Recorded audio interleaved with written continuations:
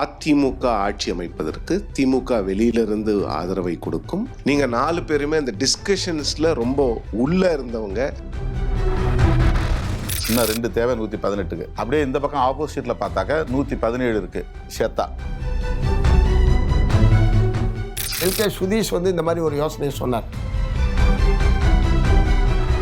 தமிழகம் எங்கும் கிளைகள் கொண்ட Annamalai institute of hotel management and hospital management படிப்பில் சேர்வதற்கான அட்மிஷன் நடைபெறுகிறது. தாவேக்கா ஆட்சி அமைப்பதற்கு ஆதரவு கொடுத்திருக்கீங்க, எல்லாருக்கும் தெரிஞ்ச விஷயம். ஆனால் அந்த ஆதரவு கடிதம் கொடுப்பதற்கு ஒரு நாளைக்கு முன்னால பரவலாக பேசப்பட்ட ஒரு விஷயம் என்னன்னு பார்த்தீங்கன்னா, அதாவது அதிமுக ஆட்சி அமைப்பதற்கு திமுக வெளியிலிருந்து ஆதரவை கொடுக்கும், அந்த அரேஞ்ச்மெண்ட்டுக்கு நீங்கள்லாம் சப்போர்ட் பண்ணணும் அப்படின்ற ஒரு கோரிக்கை உங்கள் முன் வைக்கப்பட்டது அப்படிங்கிறதா. தொல் திருமாவளவன் அவர்கள் விசிகாவினுடைய தலைவராக இருப்பவர், அவரை முதலமைச்சர் ஆக்கணும் அப்படிங்கிற ஒரு முயற்சியும் எடுக்கப்பட்டது அப்படிங்கிற ஒரு தகவலும் இருக்கிறது. நீங்கள் 4 பேருமே அந்த டிஸ்கஷன்ஸில் ரொம்ப உள்ள இருந்தவங்க. ஃபர்ஸ்ட் ஹேண்டா என்ன நடந்ததுன்னு சொன்னீங்கன்னா பல கேள்விகள், பல சந்தேகங்கள் தீரும். உண்மையிலே என்ன நடந்தது? ஏன்னா நீங்க நேரடி தொடர்பில் நேரடியாக நீங்க இப்போ கொஞ்ச நேரத்துக்கு முன்னால கூட சொன்னீங்க, நீங்களாம் யூகமா இதை எழுதாதீங்க சொல்லாதீங்க அப்படின்னீங்க. அந்த அடிப்படையில் என்ன நிகழ்ந்தது அப்படின்னு நீங்க யூகமா நிறைய பேசிட்டீங்களா? பேசுறதுக்கெல்லாம் இப்ப எப்படி விளக்கம் சொல்லலாம்? என்ன நடந்தது? திரு மு.க. ஸ்டாலின் அவர்கள் 4ஆம் தேதி மாலை அவருடைய ஸ்டேட்மெண்ட்டு ஞாபகப்படுத்திங்க. அவர் தெளிவாக என்ன சொன்னார்? சிறப்பான ஆளுங்கட்சியாக இருந்தோம், இனிமேல் சிறப்பான எதிர்க்கட்சியாக செயல்படுவோம். இது 4ஆம் தேதி மாலை முதலமைச்சர் அவர் விடுத்த ஸ்டேட்மெண்ட். தேர்தல் ரிசல்ட் சம்மந்தமாக திமுகவுடைய நிலைப்பாடு என்ன என்பதை வெளிப்படுத்தக்கூடிய ஸ்டேட்மெண்ட்டு. 5ஆம் தேதி தோழர் சொன்ன மாதிரி நாங்கள் எல்லோரும் போய் அவரே குளத்தூரில் தோத்துட்டார்.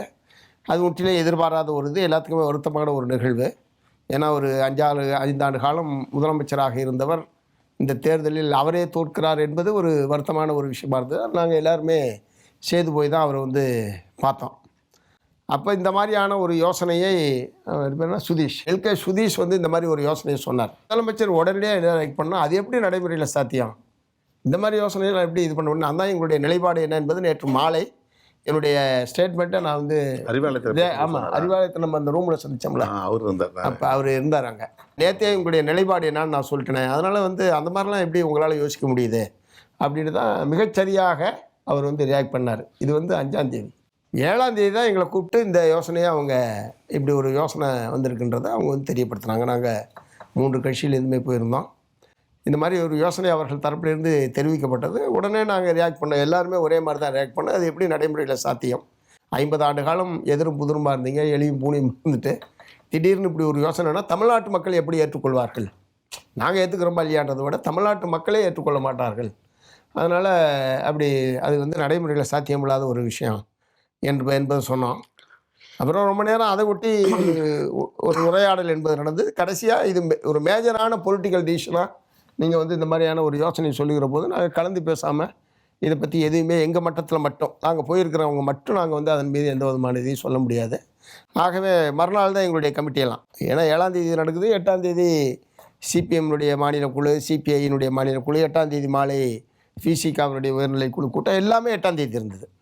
அதனால் அதில் பேசிட்டு தான் சொல்ல முடியும் அப்படின்றத நாங்கள் எல்லாருமே சொன்னோம். அப்போ முதலமைச்சர் சொன்னது, எந்த முடிவாக இருந்தாலும் நாம் எல்லோரும் சேர்ந்து பயணிப்போம்.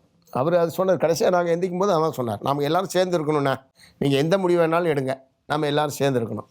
இந்த இதை சொல்லி தான் எங்களை அனுப்பிச்சார். அதனால் அன்றைக்கி அதன் மீது எந்த முடிவும் எடுக்கலாம். நாங்கள் 8ஆம் தேதி எங்களுடைய முடிவை இயல்பாகவே இதுக்கு ஆதரவுன்னு தெரிவித்த பிறகு அதை பற்றிய டிஸ்கஷனுக்கு வேலையே இல்லை. அப்போவே நம்ம இந்த மாதிரி ஆதரவு தெரிவிக்க போகிறோங்கிற கருத்து அங்கே விவாதி கிட்டத்தட்ட அவருக்கு ஆதரவு கேட்குறாருன்றது நாங்கள் சொல்லிட்டோம்.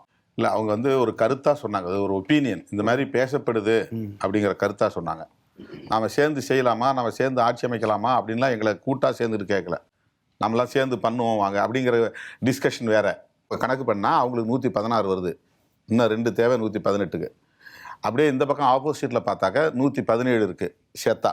எது? பாமக, பாஜக, அதிமுக, பிரேமராஜ, டிஎம்டிகே, திமுக கூட்டணி எல்லாம் சேர்த்து, அதான் இடதுசாரிகள் எல்லாம் சேர்த்து. அப்போது இது இந்த பக்கம் அந்த பக்கம் 1 குறையுது, இந்த பக்கம் 1 கூடுதலாக இருக்குது. இது சேர்ந்தால் ஆட்சி அமைக்க முடியுங்கிற கருத்தை யாரும் முன் வச்சிருக்கிறாங்க. அதை திமுகவும் ஏற்றுக்கல, திமுக தலைவரும் அதை ஏற்றுக்கல. அதுக்கு வாய்ப்பு இல்லை, அந்த மாதிரி ஒரு முயற்சியும் எடுக்கக்கூடாதுங்கிற கருத்து அவங்கள்ட்ட பேசப்பட்டது. ஆனால் கூட்டணி கட்சிங்கிற முறையில் இப்படி பேசுகிறாங்கங்கிற விஷயத்த எங்களை ஷேர் பண்ணுறாங்க.